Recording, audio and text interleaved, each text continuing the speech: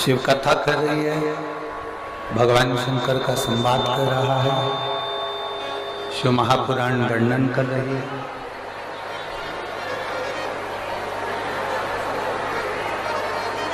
चौरासी लाख योनियां कटने के बाद में ये मानव की जो देह है बड़ी मुश्किल से प्राप्त होती है, बहुत मुश्किल से। और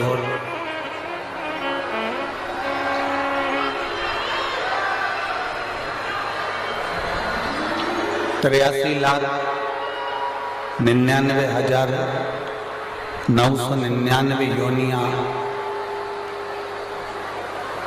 कटने के बाद में जो 84 लाखवें नंबर की जो योनि है वो मनुष्य की योनि है, वो मानव की योनि। और इस योनि में अगर परमात्मा की भक्ति धारण करने का यदि सौभाग्य मिले,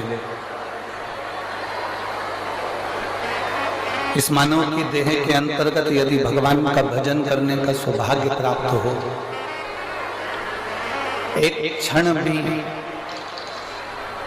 यदि परमात्मा की अविरल भक्ति प्राप्त करने का सौभाग्य हो, तो ये मानकर चलिए कि आप कोई साधारण नहीं है। भगवान शंकर के पूर्व के कोई शिव के प्रिय कोई गण होंगे आप, जो भगवान शंकर की अविरल भक्ति को इस मनुष्य देह में प्राप्त कर रहे हैं और भगवान की कथा को श्रवण कर रहे हैं।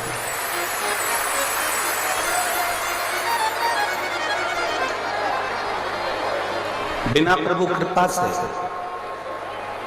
बिना मेरे भोलेनाथ जी की दया के, बिना मेरे शंकर की करुणा के बिना एक क्षण भी अगर कोई सत्संग की ओर जा ही नहीं सकता। देखिए, एक प्रसंग देवराज का आता है शिव महापुराण के अंदर।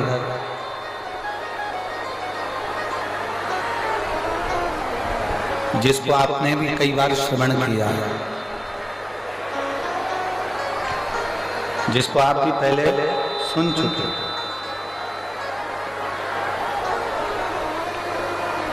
उस देवराज ने कोई पुण्य का कार्य नहीं करा था, कोई सत्कर्म नहीं करा था, कोई अच्छा कार्य देवराज नहीं करा था।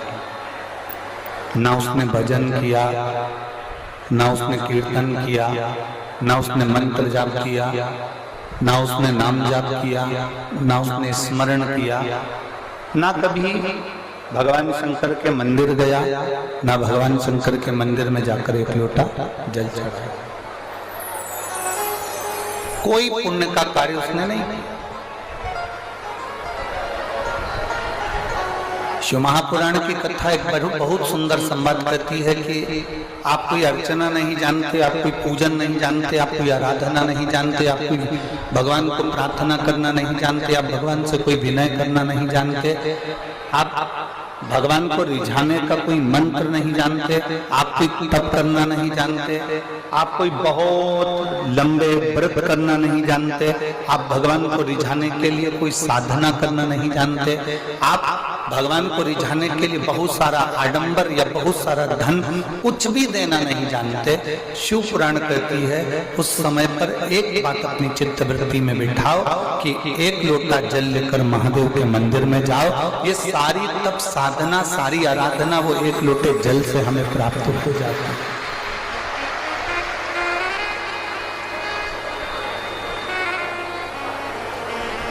सारी तप साधना, सारी आराधना एक लोटे जल से हमें प्राप्त हो जाती है। गला पकड़ रहा बहुत। एक लोटे जल से ये सारी तप साधना प्राप्त हो जाती है। बहुत लंबे व्रत करने की भी जरूरत नहीं पड़ती, बहुत लंबी साधना करने की भी जरूरत नहीं पड़ती, बहुत लंबी आराधना करने की भी जरूरत नहीं पड़ती। घंटों तक बैठकर मौन रहकर बैठे रहने पर भी जो फल की प्राप्ति नहीं हो पाती। शिव महापुराण की कथा कहती है वो केवल एक लोटे जल से जीव को प्राप्त हो जाता है। सारी समस्या का हल, जम के बोलो जरा, सारी समस्या का हल बोल बम का नारा है। आप जितनी धैर्यता के साथ में, जितने स्मरण के साथ में, जितनी अविरल भक्ति के साथ में भगवान शंकर के मंदिर में जाकर एक लोटा जल समर्पित करते हो, शिव आपको अपना जान लेता है, शिव आपके हो जाते हैं और आप शिव के हो जाते हैं। भगवान शंकर आपके हो गए, आप शंकर के हो। देवराज को ना देवराज ना व्रत करता है, ना साधना करता है, ना कोई उपास करता है, ना कोई तप करता है। देवराज ब्राह्मण कुल में जन्म लेने के बाद भी देवराज कोई अच्छे कर्म को नहीं कर पाया।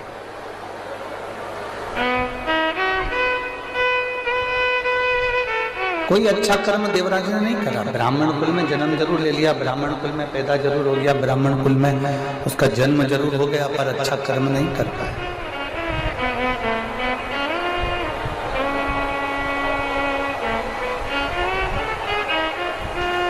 बहुत ध्यान दीजिएगा। केवल 5 दिन की कथा रेवाड़ी में मिली है।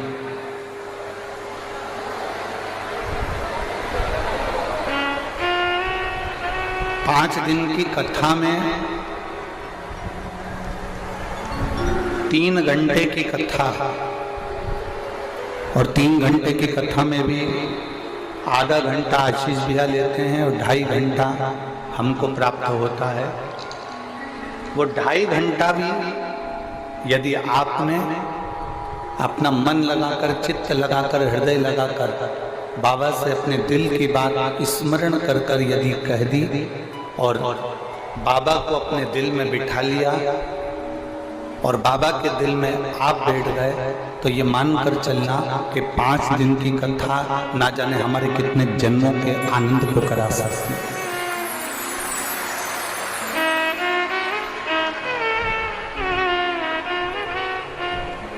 अपने हृदय में इस कथा को उतारने का प्रयास करिए।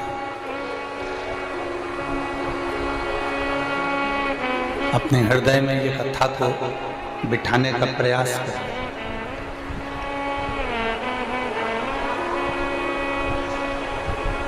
ये 24,000 श्लोक की शिव महापुराण की कथा में एक अंश मात्र, केवल एक अंश मात्र। शिव भक्ति भी बहुत है।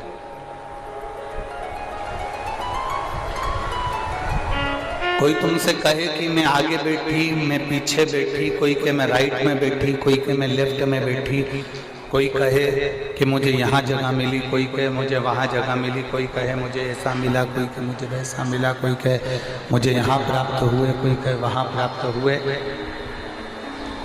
आपको एक बात कहना है कि कहीं पर भी बैठकर कथा श्रवण करो, पर ऐसी सुनो कि तुम शंकर भगवान के दिल में बैठ जाओ और शंकर भगवान तुम्हारे दिल में बैठ जाए। बस ऐसी सुनो।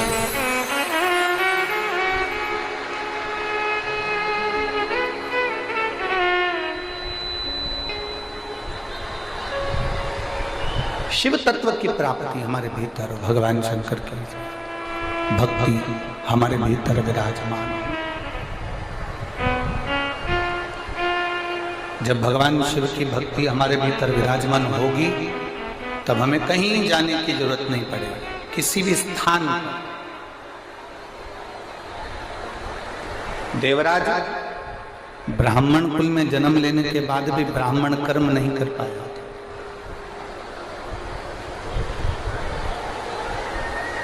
ऐसे संसार में ना जाने कितने लोग हैं जो जन्म तो ले लेते हैं पर कोई अच्छा कर्म नहीं कर पाते।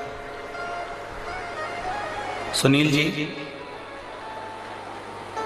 हम आपको साधुवाद देते हैं। रेवाड़ी में ढेरों लोग होंगे जिनके पास में करोड़ों का धन होगा, पर मेरे महादेव की कथा नहीं करवा पाए। कहीं आपके पूर्वजों का पुण्य होगा, आपके माता पिता का पुण्य होगा, जो देवादिदेव महादेव की ये 5 दिवसीय कथा आपके ऊपर, आपके पूर्वजों की, आपके माता पिता की, कहीं घर के बुजुर्गों का आशीर्वाद हुआ होगा, जो ये कथा आपके रेवाड़ी में पहुंची।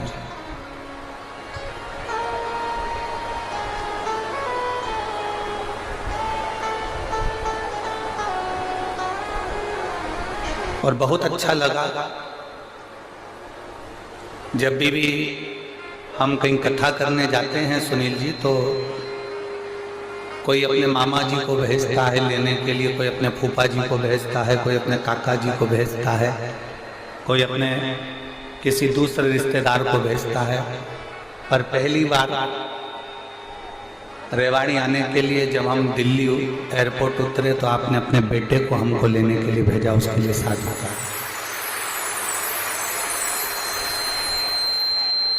आपको उसकी साधुता है। बेस कम करो, बेस इतना ज्यादा हो रहा है कि गला पूरा बेकार हो रहा है।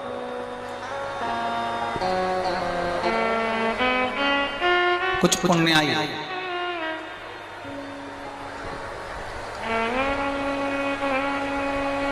आपके और हमारे जीवन की होगी, जो रेवाड़ी की इस पवित्र भूमि पर भगवान की अविरल कथा को हम श्रवण करने के लिए विराजमान हैं।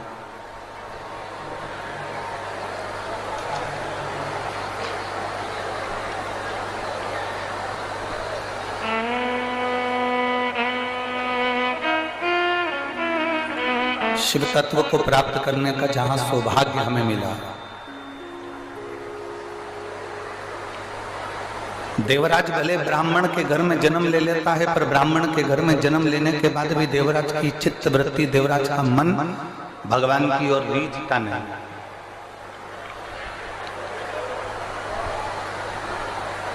भगवान की ओर देवराज का चित्त नहीं जाता, देवराज का मन भगवान की ओर नहीं जाता।